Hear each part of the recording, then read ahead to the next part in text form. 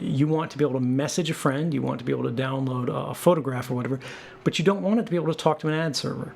You don't want it to talk to an analytics server that's monitoring your behavior, right? You don't want it to talk to all these third-party things because Facebook crams their garbage into almost every app that you download, and you don't even know it's happening because you can't see it, right? And this is the problem with the data collection use today, is there is an industry that is built on keeping this invisible.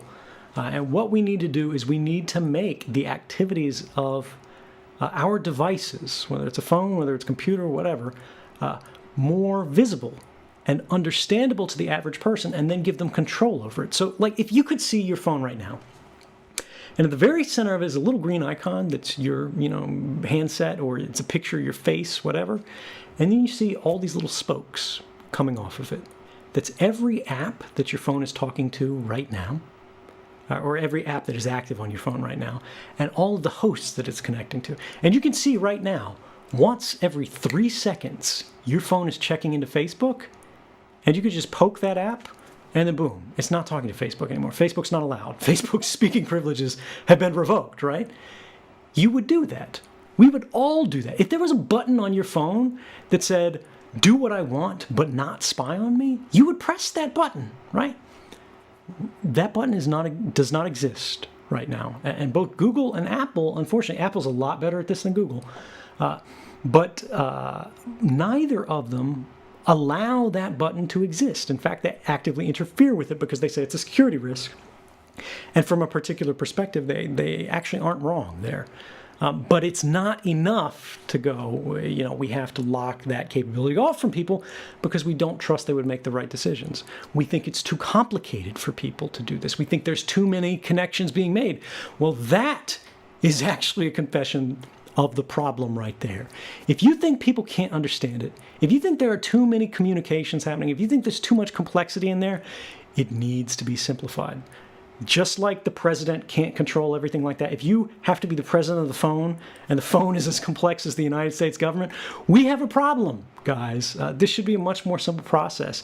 It should be obvious. And the fact that it's not, and the fact that we read story after story, year after year, saying all your data has been breached here, this company's spying on you here, this company's manipulating your purchases or your search results, or they're hiding these things from your timeline, or they're influencing you or manipulating you in all of these different ways, that happens as a result of a single problem.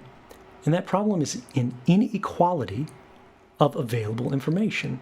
They can see everything about you, they can see everything about what your device is doing, and they can do whatever they want with your device. You, on the other hand, owned the device. Well, rather, you paid for the device. But increasingly, these corporations own it. Increasingly, these governments own it. And increasingly, we are living in a world where we do all the work, right? We pay all the taxes. We pay all the costs. But we own less and less. And nobody understands this better than the youngest generation. Well, it seems like our data became a commodity before we understood what it was. It became this thing that's insanely valuable to Google and Facebook and all these social media platforms. Before we understood what we were giving up, they were making billions of dollars. And then once that money is being earned and once everyone's accustomed to the situation, it's very difficult to pull the reins back. It's very difficult to turn that horse around. Precisely, because the money then becomes power. Right. The information then becomes influence. That also seems to be the same sort of situation that would happen with these mass surveillance states. Once they have the access, it's going to be incredibly difficult for them to relinquish that. Right. Yeah. No, you're exactly correct. And this is the subject of the book. I mean, this is the permanent record, and this is where it came from. This is how it came to exist. The story of our lifetimes is how intentionally, by design, a number of institutions, both governmental and corporate, realized it was in their mutual interest to conceal their data collection activities, to increase the breadth and depth of their sensor networks that were sort of spread out through society. Remember, back in the day, intelligence collection in the United States, even in SIGINT, used to mean sending an FBI agent, right, to put alligator clips on an embassy building, or sending in somebody disguised as a workman, and they put a bug in a building, or they built a satellite listening site, right? We called these foreign satellite collection. We're out in the desert somewhere. They built a big parabolic collector, and it's just listening to satellite emissions, right? But these satellite emissions, these satellite links, were owned by militaries. They were exclusive to governments, right? It wasn't affecting everybody broadly. All surveillance was targeted because it had to be. What changed with technology is that surveillance could now become indiscriminate. It could become dragnet. It could become bulk collection, which should become one of the dirtiest phrases in the language if we have any kind of decency. But we were intentionally, this was intentionally concealed from us, right? The government did it. They used classification. Companies did it. They intentionally didn't talk about it. They denied these things were going. They said, you agreed to this, and you didn't agree to nothing like this. I'm sorry, right? They go, we put that terms of service page up, and you clicked that. You clicked a button that said, I agree, because you were trying to open an account so you could talk to your friends. You were trying to get driving directions. You were trying to get an email account. You weren't trying to agree to some 600-page legal form that even if you read, you wouldn't understand. And it doesn't matter even if you did understand, because one of the very first paragraphs in it said, this agreement can be changed at any time unilaterally without your consent by the company, right? They have built a legal paradigm that presumes records collected about us do not belong to us.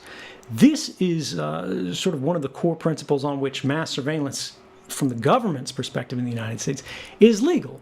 And you have to understand that all the stuff we talked about today, the government says everything they do is legal, right? And they go, so it's fine.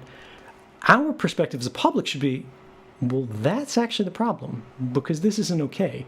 The scandal isn't how they're breaking the law. The scandal is that they don't have to break the law. And the way they say they're not breaking the law is something called the third-party doctrine. Third-party doctrine is a legal principle derived from a case in, I believe, the 1970s called Smith versus Maryland. And Smith was this knucklehead who was harassing this lady, making phone calls to her house. And when she would pick up, he'd just, I don't know, sit there heavy breathing, whatever, like a classic creeper. And, you know, it was terrifying, this poor lady. So she calls the cops and says, one day I got one of these phone calls, and then I see this car creeping past my house on the street, and she got a license plate number. So she goes to the cops, and she goes, is this the guy? And the cops, again, they're trying to do a good thing here. They look up his license plate number, and they find out where this guy is, and then they go, well, what phone number is registered to that house? And they go to the phone company, and they say, can you give us this record? And the phone company says, yeah, sure. And it's the guy. The cops got their man, right? So they go arrest this guy, and then in court, his lawyer brings all this stuff up, and they go,